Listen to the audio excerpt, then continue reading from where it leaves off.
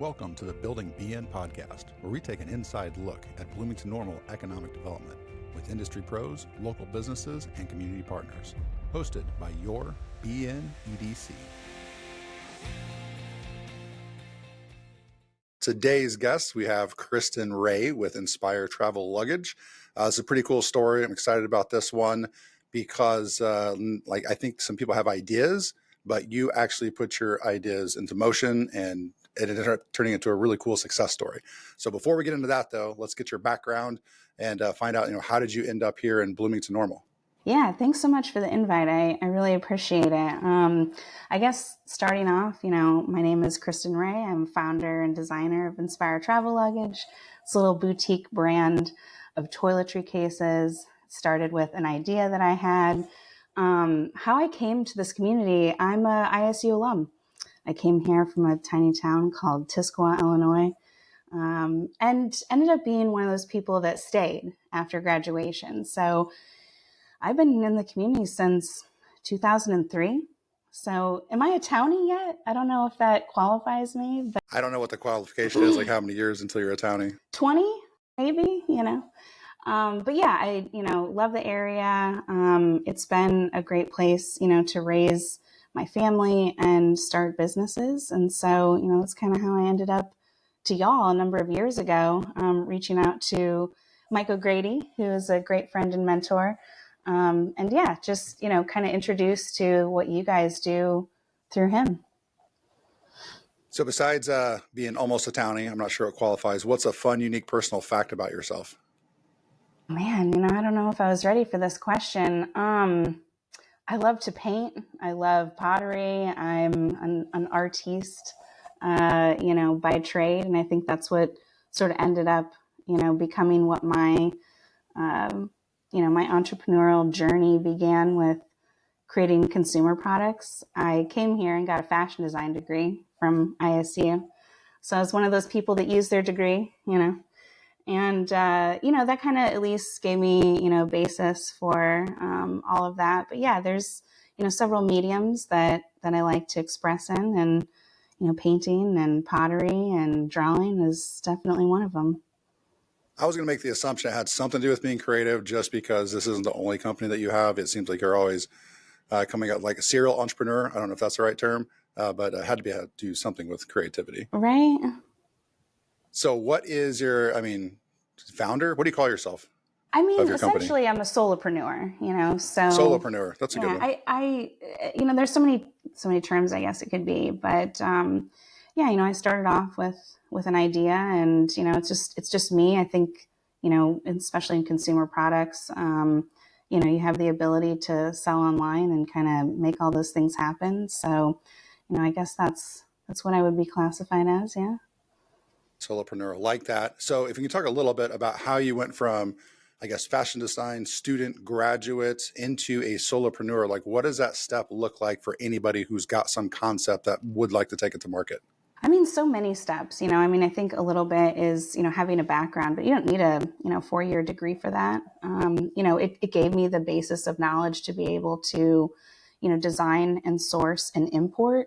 However, when I graduated ISU, it was 2007, 2008, internet was just kind of, growing in that place where you could, find suppliers online, especially ones overseas. Graduated, and, like a lot of people after graduation, you kind of float around a bit. I worked numerous different positions here in the community before, getting pregnant, having my first child, and really losing my financial independence for the first time in my life, to be honest. A lot of women kind of go through that. And, I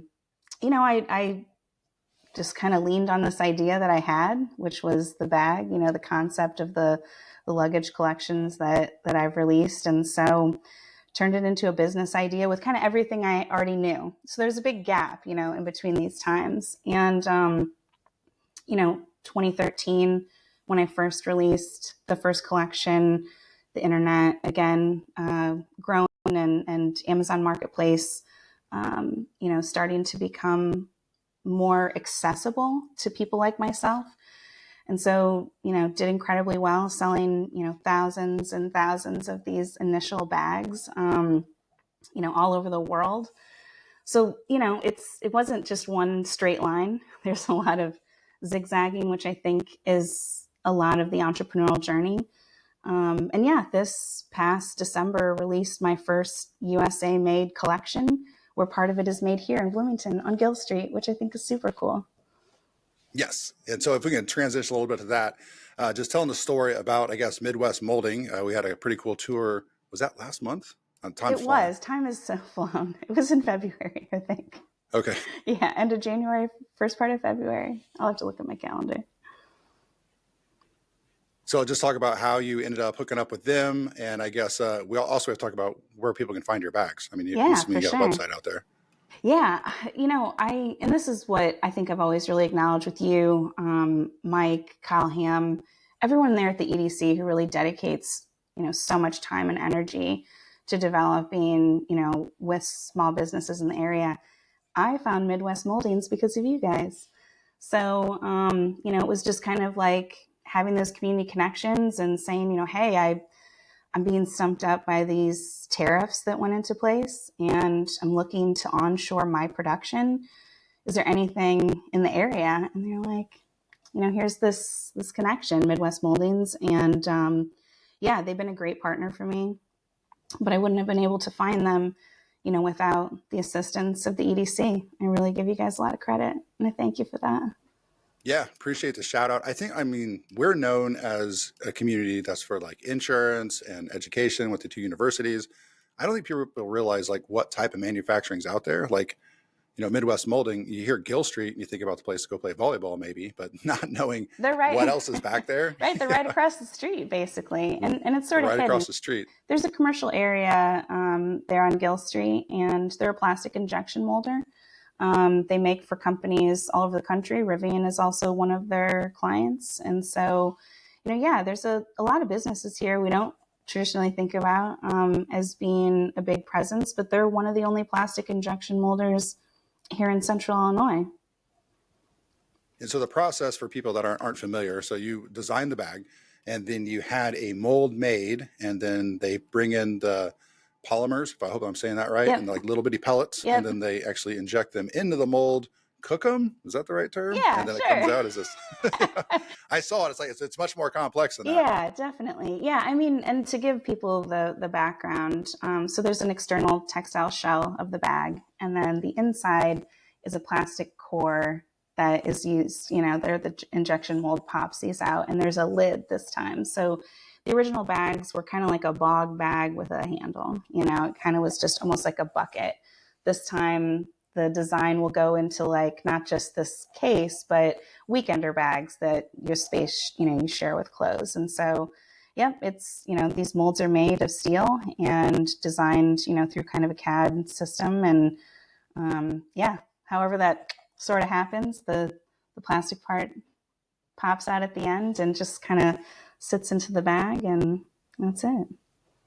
Customized for your bags. And another cool story, because I don't know if it's because you're an early adopter of Amazon Marketplace, but I know that you've gone with us to One Voice before out in DC, and part of that was meeting with Amazon's team.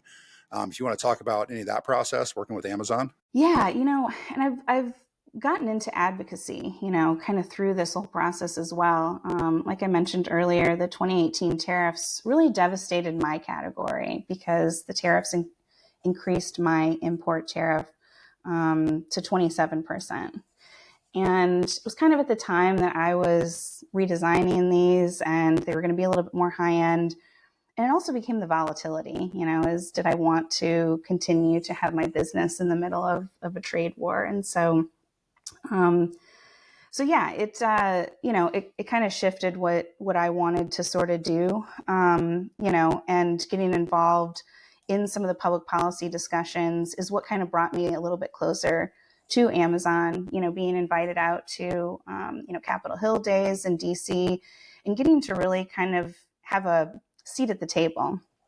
And, somewhat the Amazon Marketplace, you have to think for people like myself, it is the first step into consumer products. Large retailers are not taking a chance on people like me. But we can do incredibly well selling direct to consumer through open marketplaces like Amazon, and there's Walmart and there's Etsy and there's like these, this new way of retailing. And it's people like me who are the new face of retail, people in communities all over. I don't have to have a fashion related business and live in, or, near New York or Miami or, LA. And so, marketplaces provide an excellent way for direct to consumer brands like myself, this place to conduct business. And I've been incredibly successful doing that, and really give credit, to that as just a shift, to allow small businesses like me to have a business. Well, I know that, so everybody knows about the big companies, and I have to remind our audience that at one point State Farm was a solopreneur. Like they Right. started off, Rivian was entrepreneurship. Everybody starts somewhere. Like these are mega brands now, but in the beginning, you have to have this entrepreneurship ecosystem. So there is something here that can help. And that's something that we are, I'd say as a community, not the best at, but we're working on. So the partnerships with ISU, Illinois Wesleyan, they've got a SBDC, a Small Business Development Center there, that there are resources. We're trying to get up to speed with some of our surrounding communities, like Champaign has an amazing research park. And then there's also a cool new facility that's over in Peoria that they've got an actual building that you can go into. But I know ISU and Wesleyan have been working tirelessly on getting some type of facility that, like, I think the players are here to help out, but having a spot to go where you can get, advice from somebody like you would be ideal. But I think that mentorship matters, having programs that matter. The things that we're working on here at the EDC, like we're paying rent right now for mom and pops to take an idea out of their house and open up like a bookstore, like Emerald and Amethyst, Right. or the coffee shop that's inside Red Raccoon Games, Lab Coffee. So that's our little small thing that we're doing right now, besides the connections. But your story, taking it from idea to selling to actually manufacturing here, so we always talk about, like, what's the economic impact of something like this? So you took an idea, you turned it into a product, and then you actually started making it here. I would love, I don't know if we can do this, but a website that's just called Being Made. It's just like all the things that are manufactured here, because there's probably more than meets the eye. But yeah, we've got, Inspire Travel Luggage bags, we've got Ferrero chocolate, and then Rivian. So we're working our way up on manufacturing. Right? You got to give a shout out to Beer Nuts.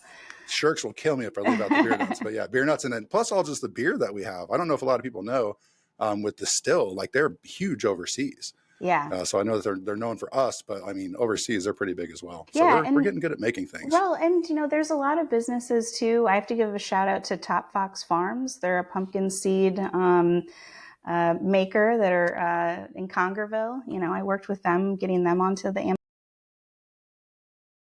talked with a lot of other local businesses here who are interested, in those online marketplaces as well. So, it just kind of takes the idea to happen, your distribution to change or expand. And yeah, I think there's a lot of room for even, Amazon you think of as just, here's this product I make particularly, but you could sell commercially available off the shelf items as well and have a store, in a storefront. So there's a lot of different ways to sell and distribute lots of different products on Amazon. So I got to ask, like, when you did this, is this just something that you designed because you wanted it? Like, was there research behind it? Like, why did you make this bag?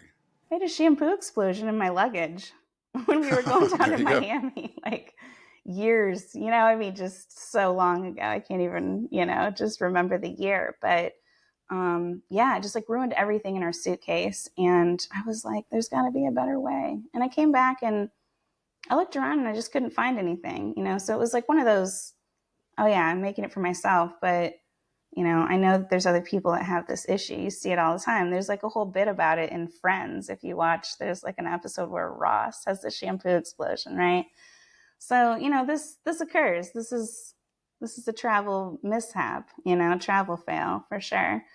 But yeah, I'd say the concept of selling them for the first number of years I did and selling thousands of them, I wasn't the only one that had this problem. Yeah, I'd say so. Yeah. So you created a solution and then you made it look good, which always helps when you're working on any type of retail product. Right. So yeah, I wanted to shout out again to Midwest Molding, because there is a ripple effect from manufacturing. I'm from a manufacturing community. I love the ripple that comes with that because, you've got your ideas, but then there's multiple people that are employed, making your product. And then those people hopefully go across the street to Gill Street and spend some money there. So there's a bigger ripple whenever you're making things in your own backyard. I think they have 22 full-time employees, a couple part-time employees, nice. So yeah, I mean, there's a pretty big economic impact if you think of just that, short bit of businesses over there on Gill Street. Definitely a lot going on. I know for me, I invested about $65,000 into molds built by the facility. And so, for me, that's my direct impact, and that goes out, and has that ripple effect, like you said. That's definitely a capital expenditure. And the biggest one is, of course, the wages. And we like to see the employment here. Then hopefully the people can afford to live here, because then that creates a bigger ripple effect as well. But that's what I don't think people realize whenever they say, okay, you did Ferrero or Beer Nuts or Rivian, all these people who work there. It's not just the people that work there. It's literally the people that work for the suppliers, and Midwest Moldings is a supplier to yourself and others. So that's where you get that bigger ripple.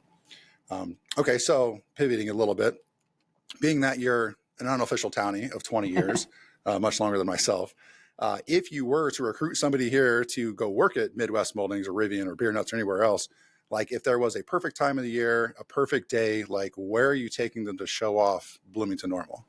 Wow. I mean, there's so many things, because I've been here so long, and I've been a college student here. I've been, just married without kids. Now we have kids. Our kids are going through the school systems. We like to go out here. We like to go to restaurants here. We were just at Hairbangers Ball at the castle just this last weekend. Nice. We almost went to that. Yep. And so, yeah, I mean, if you have this full day, right, you have to be starting breakfast somewhere delicious. I would say Original Pancake House is one of my, newest faves. But yeah, I mean, there's a lot of shopping on Vets. There's a lot of shopping in Uptown. There's a lot of shopping in downtown Bloomington. Of course, you have to take them for lunch somewhere delicious as well. Wow, man, I hate to just have one here. That there's 15 places that I love, but I have to give a shout out to Tony's Tacos. They're my go-to lately. Nice. Steak tacos with cilantro, onion, and a little bit of lime on top. But yeah, hit a show at the castle. There's always live music downtown, Bloomington at night. And then, you gotta go to Epiphany, the potato gratin. I don't know how you do any better. And yeah, there's always things kind of happening. You could probably have a full day just, I know that the Bloomington Normal Convention Center, I think they changed their name. They put out a great community calendar where it's all the things that are going on in the weekend. I think that's great, especially, for someone like us where you're going out to maybe one thing. You're like, hey, what else is going on? It's a great way to find out what's going on in the community. Yeah, no, the CVB has been doing an awesome job with that. And another one that we found that maybe is some more obscure events is just Facebook events. Like if you're on Facebook and you click the events page, some little mom and pop neighborhood bar will post that they're having music bingo or something crazy. So that's it seems like there's always something going on around here. So we were just out at trivia on Monday at Blono Pizza Co. I saw their duck bowling upstairs. That was kind of the first time I had been in there in a while. So that's super cool. It's places we've like done that it a couple times, right? That just, kind of surprise you, like, oh, we are definitely coming back. Yes. And that's where I think that all that is happening, and all these retailers are coming on, restaurants are coming on because of the ripple effect from the other companies. So it used to be like you bring in the one big business and then everything kind of takes care of itself. Now, shifting to modern time economic development, you have to have places like Blow No Pizza in order to keep the workers. Absolutely. Because people, especially with remote work now, which is, I'd say, almost brand new, really on the rise thanks to the pandemic, people can live wherever. So if you want to get those paychecks back in your community, you got to have places like Blow No Pizza or the Castle. So all these quality of place, quality of life, and got to give a shout out if you haven't been to Poor Brothers. They opened up that arcade next door. Nice. So old school pinball. They have I think a Dance Revolution machine. They've really put some money in there too. So there's more fun things to do for family and adults, and it's just nice to see. And the hockey team, there's I think a game tomorrow night. So this will be out for I think they're raising money for dogs. So I don't think there's gonna be a bunch of dogs at the game, Oh, I love But it. yeah, Yeah, we were there on opening night. I mean, it was super fun.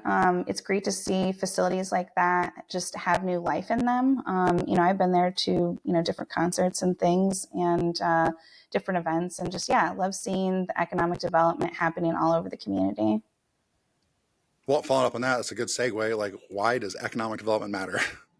I mean, you're looking at it, right? I mean, it's programs that are thoughtful for entrepreneurs, that really have the biggest impact. It's, being able to connect with funding institutions. I think that the EDC gave some recommendations early on in my career, some different places around town, people to meet.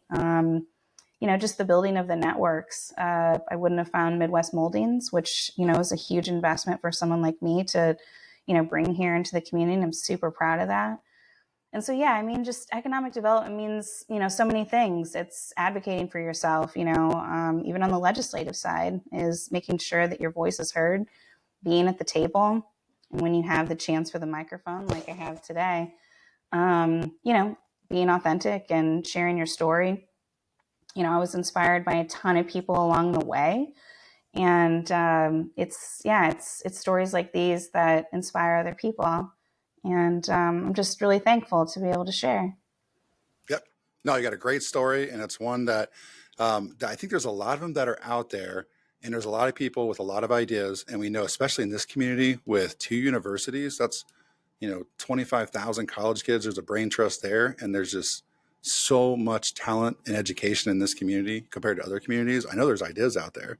That's like, There's how do we ideas tap into those? on so many couches in this community, and some of it is that time does change things, right?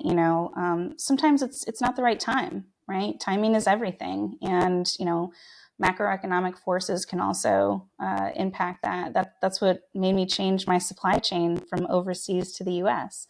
Some things timing is detrimental. The entrepreneurial journey is up and down, and so to anyone who's listening, who's having one of those down moments, where you're going. You're going up at some point. It's sometimes weathering the storms. And if there's any advice that I can give, or just comfort to anyone, is knowing that business is hard, and there's a lot of support out there for people and their ideas and bringing them forth. Not being able to do that is not a failure. It's being able to do it right and getting it right. And sometimes you'll lose more times than you win, and that's okay. But yeah, I encourage anybody with an idea that they're thinking about getting off the ground, or they're in the middle of something that they're struggling with, is to just keep going. That's solid advice. Yeah, we always say win or learn, never lose. So as long as you're learning something along the way, you're going to be stronger than you were the day before. Great advice. Yeah, great advice, great story. Looking forward to watching what you're going to do next. Do you guys like put out new lines every year, or how's this work? It just Well, depends on the actually, demand. yeah, I've got a new style cooking. It's the Weekender Traveler, and looking at doing maybe a professional style for stylists and people who may travel for that kind of work. And so, yeah, I think for me, it's obviously there's a balance of what I've got in stock, what I can afford to buy, what ideas I've got. I use a manufacturer for the textile bags. It's located out in Los Angeles. They were safe from the wildfires, but of course, that was a fear that came over me as soon as I saw that breaking out. So yeah, I mean, there's definitely new ideas and new things coming up. And yeah, if anybody is interested in following what I got going on, I'm online on social, Facebook, Instagram, TikTok, and yeah, anyone in the community that's even interested in consumer products or Amazon, feel free to reach out. I love to network and always love meeting new people. Awesome. We'll put all those links in the show notes. So anyone that's interested in finding out more, thanks a bunch, Kristin Rae, for coming on. Looking forward to your continued success. Thanks so much, Patrick. Take care.